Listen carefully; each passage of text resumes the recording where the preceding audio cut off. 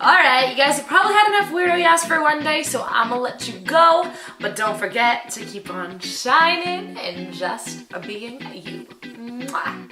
Wait, what is it? Mwah. Because I forgot to do that last video and I felt bad for letting people not feel great about themselves. Hey guys! Welcome back to Grass Life. My name is Yas and I'm going to be your Grass Life guru. So you're probably wondering why my voice sounds like I'm going through puberty, and honey, finally we got there. We're gonna get some yes, I'm sick, much like most of the planet right now, but I refuse to go to the doctor and get a prescription for antibiotics.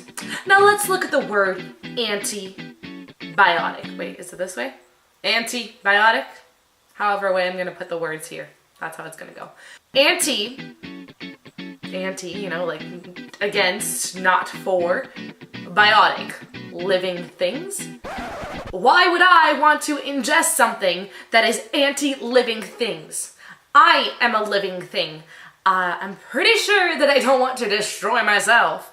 So let's take a look at how antibiotics actually work. Some antibiotics attack the cell wall of a bacterial cell, which is a prokaryotic cell, which means they don't have a chromosome. They do have a chromosome, which means they don't have a membrane bound.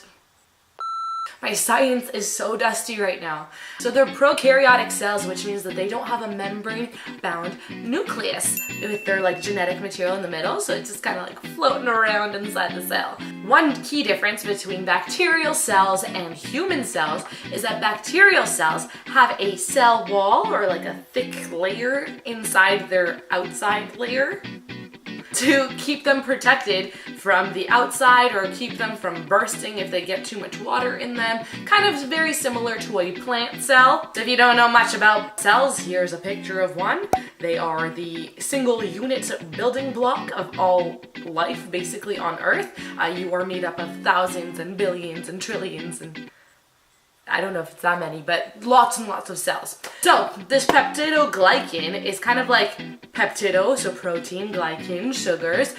So it's just made out of all these different like molecules packed together to give it a nice like rigid structure to protect the insides of this lovely bacterial cell that's making you sick. Some antibiotics attack this layer of the cell and it helps break open the cell, and then your beautiful immune system comes along and slurps up all of the remains and gets rid of it.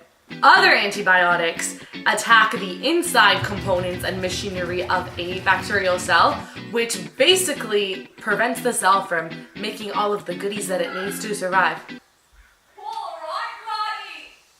That is so disrespectful! Get out of town!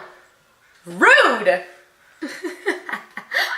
Some antibiotics attack the machinery that are inside these bacterial cells, and it prevents them from surviving and thriving, and thus dying.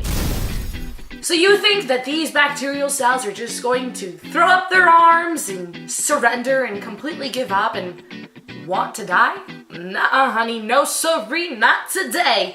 They're going to start coming up with ways to avoid getting killed. They're going to come up with technologies to get rid of this toxin that's coming into their environment and trying to destroy them, and that is when it gets dangerous. Like all living things, bacterial cells have a desire to live and they want to try to avoid being killed. And those bacterial cells that are the veterans who have been through the war, those are the ones that are going to want to help prevent any kind of massacre of this sort happening again. So they're the ones who are going to be pushing for new ways to prevent all of this and to keep their bloodline surviving and moving forward into the future being stronger than ever. Excuse me, Yas, but won't the antibiotics kill all of the bacteria? Grasshopper, yes, thank you so much. That's an excellent question. Thank you so much for bringing it up. Let's get into that, shall we?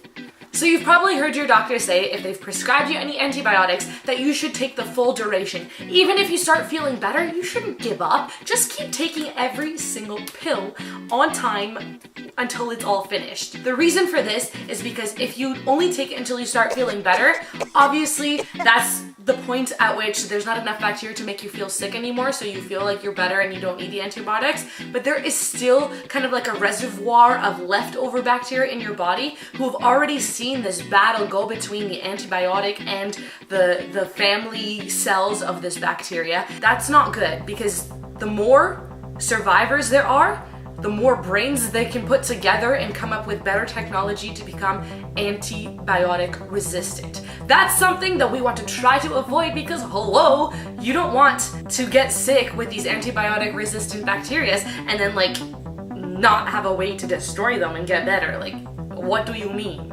What do you mean? So basically, the moral of the story is not all bugs need drugs. If you keep going to a doctor who keeps prescribing whatever antibiotics to you, honey, maybe you should take a moment and think about it. Is this the kind of doctor that I want to keep going to see if they prescribe an antibiotic for every little thing? No, because they are essentially just weakening your immune system, adding to the problem that is antibiotic-resistant bacteria. I don't know, maybe they should reevaluate the fact that they are a doctor and maybe see if they want to go into like making YouTube videos, because that's something really repetitive, like writing prescriptions for antibiotics. So the best thing to do is to let your body just naturally fight off these invaders. And if your body naturally does this, you're adding to the wealth of resources and to the cavalry. Is that how you pronounce it, cavalry? So you're adding to the cavalry that is your defense system in your body to destroy anything else that you may encounter in the future. And just a side note, I don't know if you know, but did you know that there are some good bacteria in your body, aka the bacteria that live in your gut, sometimes referred to as gut bacterial flora, gut flora,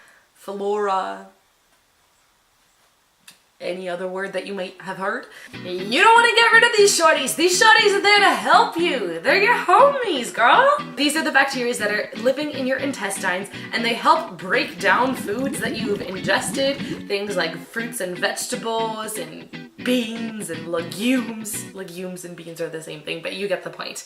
So they're breaking down these things so you can absorb all the goodies and use those goodies to become more you. I mean, you are wonderful. Thank you so much for being here. I love it. And keep doing what you're doing because it's wonderful. Basically, what I'm saying is stop taking antibiotics unless you absolutely last resort have to, because it's not necessary. You are strong enough, and I believe in you. You can do this. Come on, girl. We're in this together. We can just kick ass. Come on. Alright, you guys have probably had enough weirdo yes for one day, so I'm gonna let you go. But don't forget to keep on shining and just being you. And I know that's probably 2 times that you've heard that and you think you're having deja vu. Maybe you're on too much cold medicine. I don't know. I love you guys so much. Thank you for coming. Don't forget to subscribe so you have automatic tickets to next week's episode. Because you know what? It's free. You don't have to pay a single dime. All I want is your time. Bye.